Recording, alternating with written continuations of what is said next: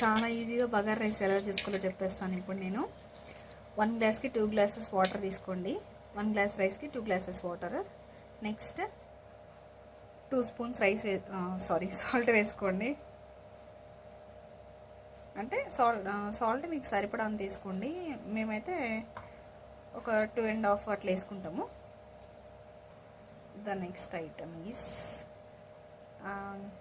అల్లం తెల్లగడ్డ పేస్ట్. తెల్లగడ్డని అందరికి తెలుసో తెలీదో, వెల్లుల్లి.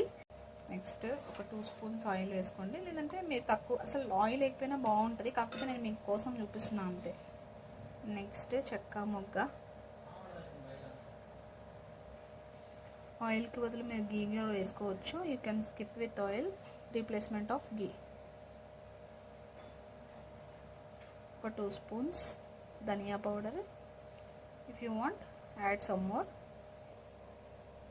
Add some mint leaves. కొత్తిమీర ఇంకా పుదీనా యాడ్ చేసుకోండి కావాలంటే. చాలా బాగుంటుంది. కావాలంటే కాదు, యాడ్ చేసుకుంటే చాలా అంటే టేస్ట్ వస్తుంది. యాడ్ సమ్ కొత్తిమీర.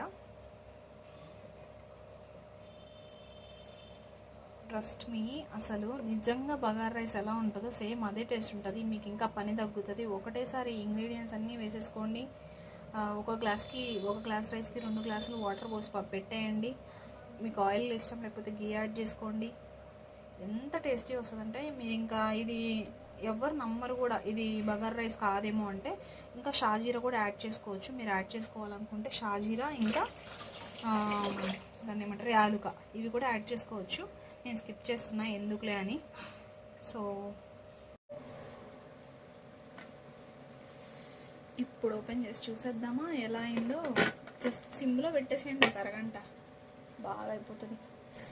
చూడండి ఎలా పొగలు కక్కుతుందో. క్లియర్గా లేదు కదా మీకు. Wait, I will show you. ఎంత బాగుందో. సేమ్ బగారా రైస్ ఏ టేస్ట్ ఉంటుందో అదే టేస్ట్ ఉంటుంది. ఏ రుచి తేడా అవ్వదు.